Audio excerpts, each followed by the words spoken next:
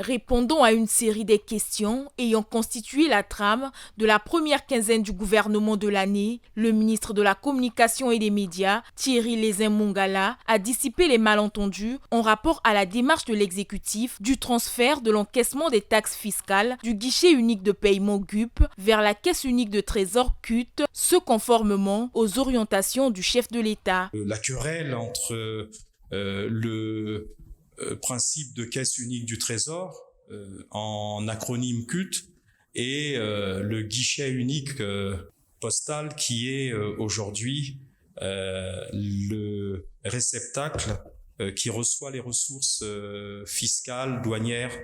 de notre pays. Avant la publication d'un texte réglementaire qui va fixer les conditions de transition et de transfèrement des compétences du GUP vers la caisse unique du Trésor, et bien qu'entre-temps, parce que l'État doit bien continuer à collecter ses ressources, ses recettes, entre-temps, nous continuerions, jusqu'à l'adoption de ce texte réglementaire, à collecter les ressources de l'État via le GUP. Le porte-parole du gouvernement a en outre décrié le comportement des cadres de l'État qui s'illustre dans la divulgation des documents confidentiels avant même de statuer à ce sujet. La diffusion intempestive des documents internes de l'État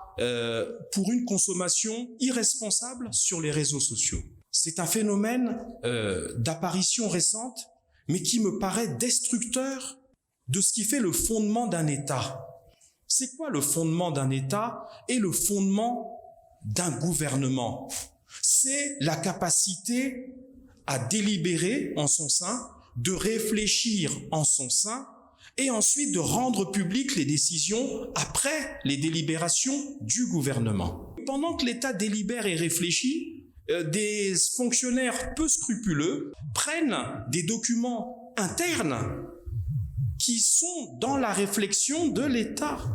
et les diffusent de manière inconséquente sur les réseaux sociaux. Nous devons donc mettre en place les outils qui vont nous permettre d'identifier ces cadres irresponsables de manière à faire cesser ce qui est totalement, mais alors totalement délétère dans le cadre de la gestion de l'État. Plusieurs points ont constitué la trame des échanges entre le ministre Thierry Lézin-Mongala et les journalistes, parmi lesquels les programmes d'action à mettre en œuvre dans le cadre de la coopération sino-congolaise, la gestion des écosystèmes environnementaux et l'opération Coup de poing.